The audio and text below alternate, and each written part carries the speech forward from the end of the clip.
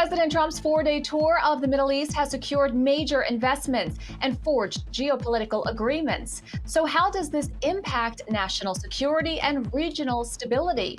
I'm Veronica Dudo. Let's find out. This is In America Today from the Ticker News Studios in New York City. President Donald Trump is making headlines during his first overseas trip of his second term with major geopolitical and economic developments. While touring the Middle East, the president secured a landmark $600 billion investment commitment from Saudi Arabia to bolster the U.S. economy. The wide-ranging partnership spans artificial intelligence, defense, energy, mining, and space cooperation. In a historic diplomatic move, Trump also met with Syria's new president and announced the lifting of decades-old U.S. sanctions on the war-torn nation. And also with President Erdogan of Turkey, who called me the other day and asked for a very similar thing, among others, and friends of mine, people that I have a lot of respect for in the Middle East. I will be ordering the cessation of sanctions against Syria in order to give them a chance at greatness. The sanctions were brutal and crippling and served as an important function, nevertheless, at the time. But now it's their time to shine. It's their time to shine. We're taking them all off, and they're going to have, I think they're going to have, based on the people and the spirit and everything else that I'm hearing about. So I say good luck, Syria. Show us something very special like they've done, frankly, in Saudi Arabia. Okay? They're going to show us something special. Very good people. For more, we're joined by the former Turkish PM press officer, Republican Party strategist, and Daily Mail columnist, Erbil Gunasti. Welcome to the show. Very nice to meet you, Veronica. So first, let's begin with, what are your top-line thoughts on President Trump's visit to the Middle East? Well, President Trump acting like the world leader, and he's visiting other leaders, and it's showing the American strength, and is showing leadership. And he's well received, as you see. He's making friends and coordinating things, cooperating with other countries, and trying to find solutions to problems that are good for U.S. and good for other countries. So he's acting like the leaders for, that superpower is supposed to act. What do you make of what the president said while he was on stage about previous administrations lecturing this part of the world versus wanting to uplift them from an economic standpoint? What is the strategy of that message, and how do you think it's being received? Well, the message is received well. Everybody's happy that there is President Trump in the U.S. All the mess that we have right now, whether it is Ukraine, whether it's Israel, and even Pakistan-India problem, and Houthis, they are all a byproduct of the previous administrations. I mean, they began this path in 1992, and they created this mess in the past 28 years, and Trump is trying to fix it. He just begun. He began to fix it in 2017. They didn't allow him. And now he's giving a second try, and the pictures show how he's well received, how he is the commander-in-chief in a sense. He's bringing Russia, Ukraine. How did they ended up coming to Turkey? Of course, Turkey is a great country and made it possible. Became the right country to host these events by its diplomatic outreach or economic outreach or other means. But what President Trump is doing is reaching out to the right leaders in the right places and bringing them together and resolving the issues possible. Now, why do you think the administration chose this moment to lift sanctions on Syria, and what does that signal to the international community? Well, it's not a coincidence that NATO foreign ministers meeting would take place in Antalya. That means all 27 countries, I think there are 27 or 29, and they are meeting in Antalya today at this time, and that Putin is going to call for a meeting in Istanbul on the 15th of May, Thursday, and then President Trump will end up visiting these three countries. This is not a coincidence. This is all, these leaders are talking to each other. And I know that President Erdogan and President Trump are communicating for a long time.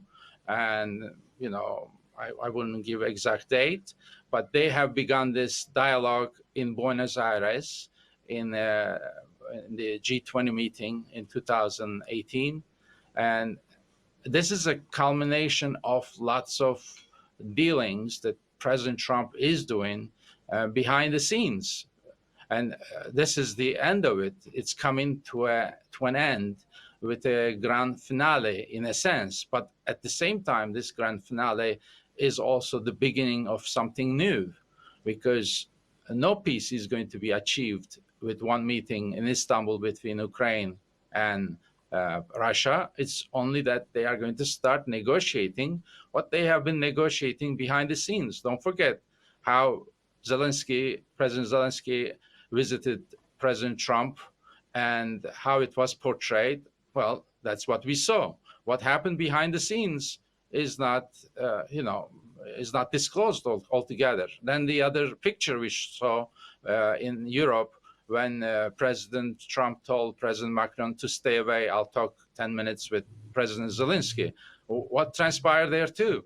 That's important to know. And what has been transpiring between President Erdogan and President Trump all this time with those phone calls? Well, that's what it is. That's why there is this coincidence, let's call it, that everybody is there and President is making deals with three leaders. No, he's actually showing leadership. He's showing that America is accepted, America is welcomed, America is the leader, and it happens under President Trump leadership, and it doesn't happen. It didn't happen. Look what happened before. War took place when Trump was not around. 2 wars. So that's the picture. Now, of course, all eyes were on Turkey as President Trump had a team there for peace talks between Russia and Ukraine. As you mentioned, it could potentially be a long road. What do you see potentially happening next? Well, it's good that they're talking. They have to talk, and they had to sit down at the same table.